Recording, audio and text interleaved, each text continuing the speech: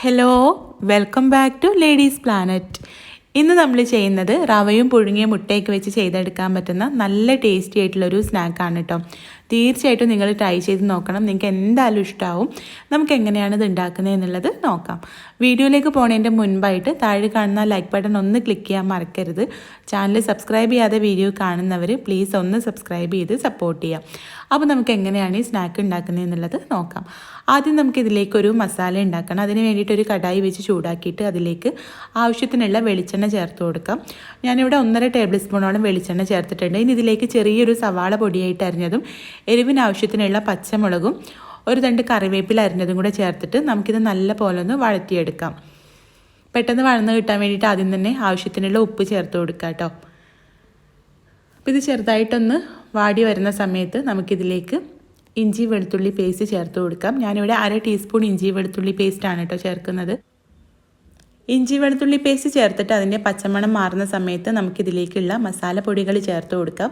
ഞാനിവിടെ 1/4 ടീസ്പൂൺ മഞ്ഞൾപ്പൊടി, 1/2 ടീസ്പൂൺ മുളക് പൊടി, എരിവിനാവശ്യത്തിനുള്ള കുരുമുളക് പൊടി, 1 ടീസ്പൂൺ മല്ലിപ്പൊടി, ഇത്രയും മസാലപ്പൊടികളാണ് കേട്ടോ ഇതിലേക്ക് ചേർത്ത് കൊടുക്കുന്നത്. മസാലപ്പൊടികൾ ചേർത്തിട്ട് ചെറിയ തീയിൽ വെച്ചിട്ട് നല്ല പോലെ ഒന്ന് ഇളക്കിയെടുക്കുക. മസാലപ്പൊടികളുടെ ആ ഒരു പച്ചമണം മാറുന്ന സമയത്ത് നമുക്കിതിലേക്ക് കുറച്ച് വെള്ളം ചേർത്ത് കൊടുക്കണം. ഞാനിവിടെ 1.5 കപ്പ് വെള്ളമാണ് കേട്ടോ ഇതിലേക്ക് ചേർത്ത് കൊടുക്കുന്നത്. ഈ വെള്ളം നമുക്കൊന്ന് തിളപ്പിച്ചെടുക്കാം. ഇതിലേക്ക് കുറച്ചും കൂടെ ഉപ്പ് ചേർത്ത് കൊടുക്കണം കേട്ടോ, കാരണം നമ്മൾ ഇതിലേക്ക് റവ ചേർത്ത് വാട്ടിയെടുക്കാനുള്ളതാണ്. അപ്പോൾ റവയിലേക്കും കൂടെ ഉള്ള ഉപ്പ് ചേർത്ത് കൊടുക്കുക. കുറച്ച് മല്ലിയില കൂടെ ചേർത്തിട്ടുണ്ട് കേട്ടോ. ഇനി ഇതിലേക്ക് 1/4 കപ്പ് റവ കുറേശ്ശെയായിട്ട് ചേർത്തിട്ട് കട്ടയില്ലാതെ ഒന്ന് മിക്സ് ചെയ്ത് കൊടുക്കാം. ചേർക്കുന്ന സമയത്ത് കട്ടയില്ലാതെ മിക്സ് ചെയ്ത് കൊടുക്കണം കേട്ടോ. എന്നിട്ട് നല്ല പോലെ ഒന്ന് ഇളക്കിയെടുത്തിട്ട് ചെറിയ തീയിലേക്ക് മാറ്റിയിട്ട് നമുക്കിതൊന്ന് മൂടി വെച്ച് കൊടുക്കാം. റവ ഒന്ന് കുക്കായിട്ട് കിട്ടണം. ചെറിയ തീയിൽ നമുക്ക് 5 മിനിറ്റോളം നമുക്കൊന്ന് മൂടി വെച്ച് കൊടുക്കാം. അപ്പോഴേക്കും റവ ഒന്നുകൂടെ വെന്ത് ആ ഒരു അതിലുള്ള വെള്ളമൊക്കെ പോയിട്ടുണ്ടാവും, ഒന്ന് കട്ടയായിട്ട് വന്നിട്ടുണ്ടാവും. ഈ സമയത്ത് ഇതൊന്ന് തുറന്നിട്ട് ഒന്ന് ഇളക്കി കൊടുത്തിട്ട് നമുക്ക് ഫ്ലെയിം ഓഫ് ചെയ്ത് കൊടുക്കാം. ഇനി ഇത് തണുത്തതിന് ശേഷമാണ് നമ്മൾ ബാക്കി കാര്യങ്ങൾ ചെയ്യുന്നത് കേട്ടോ.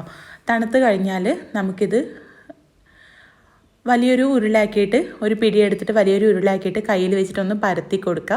ഇതിലേക്ക് ഞാനിവിടെ 2 പുഴുങ്ങിയ മുട്ട ചെറുതാക്കി കട്ട് ചെയ്തെടുത്തിട്ടുണ്ട്. ഇതിൽ നിന്നും ആവശ്യത്തിനുള്ളത് ഈ റവയുടെ പരത്തി വെച്ച കൂട്ടില്ല അതിനുള്ളിലേക്ക് വെച്ചിട്ട് നമുക്കിത് ഇഷ്ടമുള്ള ഷേപ്പിലാക്കി എടുക്കാം കേട്ടോ. ഞാൻ ഇതുപോലെ നീളത്തിലാണ് കേട്ടോ റോൾ ചെയ്തെടുക്കുന്നത്.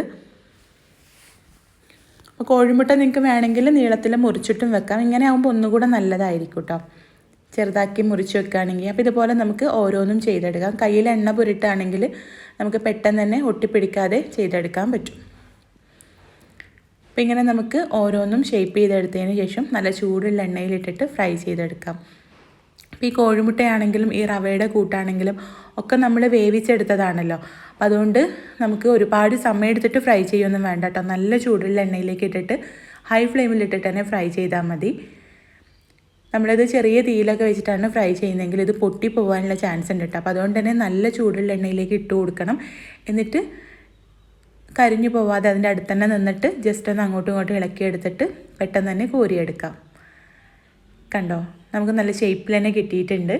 അപ്പോൾ ചൂടില്ലാത്ത എണ്ണയിലിട്ട് ഫ്രൈ ചെയ്യരുത് കേട്ടോ, പൊടിഞ്ഞു പോകും. കണ്ടോ, നമ്മുടെ സ്നാക്ക് ഇപ്പോൾ റെഡി ആയിട്ടുണ്ട്. നല്ല ടേസ്റ്റി ആയിട്ടുള്ളൊരു സ്നാക്കാണ് കേട്ടോ. നിങ്ങൾക്ക് എന്തായാലും ഇഷ്ടമാവും. ട്രൈ ചെയ്ത് നോക്കുക.